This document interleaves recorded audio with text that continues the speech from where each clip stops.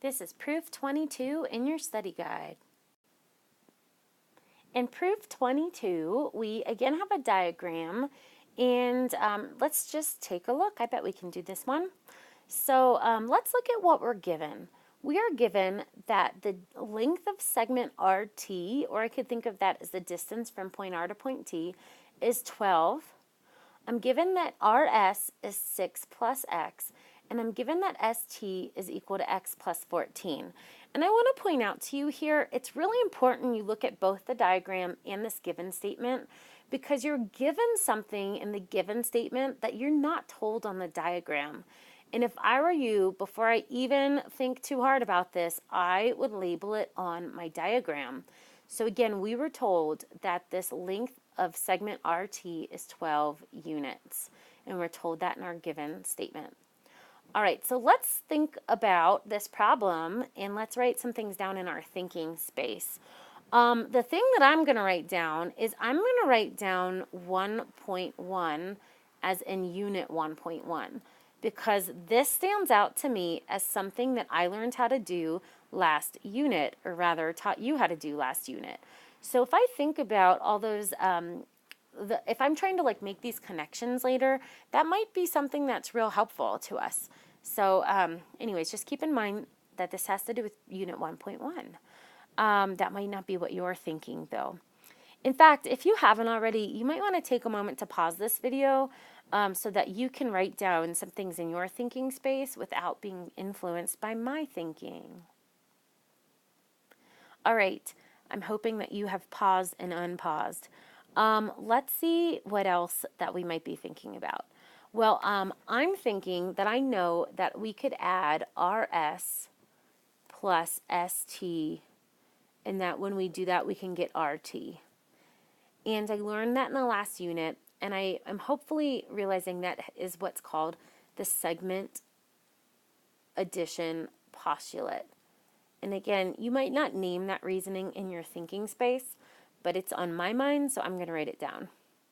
I also noticed that I have some algebraic expressions, so I'm thinking that this proof might turn into partially an algebraic proof.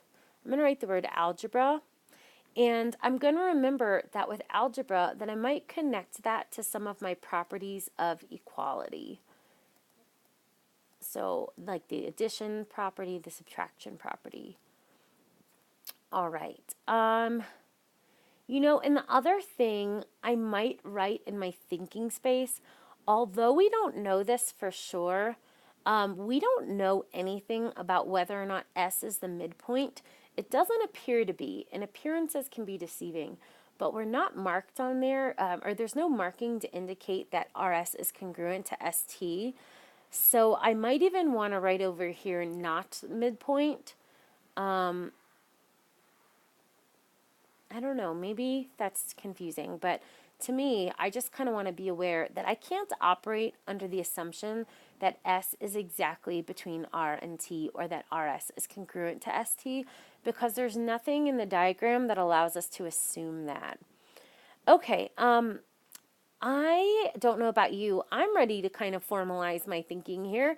So let's start this off, and let's start with our given statements. So we said we always start with what we're given. You could break these down into 3 separate statements, but you could also just write that as one statement. And I say, why make things harder than they need to be? I'm going to make one statement. So RT equals 12. RS, or the length of segment RS, equals 6 plus X. And the length of ST equals X plus 14. And we said that that's given. Oops. Now, I'm the person who made this proof, so I'm realizing that as I'm sort of narrating my thinking process, it's really unfair because I've thought about it a lot before this recording right now. It's not just like a surprise. I should have had someone else make a proof and let me think about it for the first time. But something that I failed to mention that I did think about earlier is I looked at what we're trying to prove. We're just trying to prove that X equals -4. So when I made that statement that we might use algebra, I'm thinking that we're going to be able to use segment addition to find out some stuff or to make an equation, and that I'm going to be able to solve it for x, because that will ultimately prove that x is negative 4. So I'm sorry for keeping that thought to myself. All right, let's go back to our proof. So we've got our first line, and the next thing that stands out to me that we can do is we can use a statement about segment addition. So we don't want to go straight to the equation because the segment addition postulate doesn't tell us anything about the variable x or the expression 6 plus x, but what it tells us is that this segment RS plus segment ST is equal to segment RT, because we can observe in the diagram point S is between points R and T.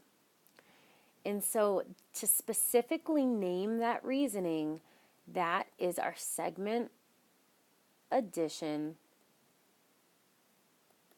I'll take add, postulate. Okay, that's the segment addition postulate. So now I know ultimately I want to make a statement using algebra.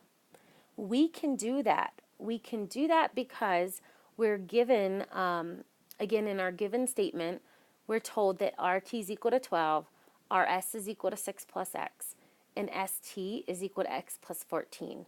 So we can now substitute those into this statement.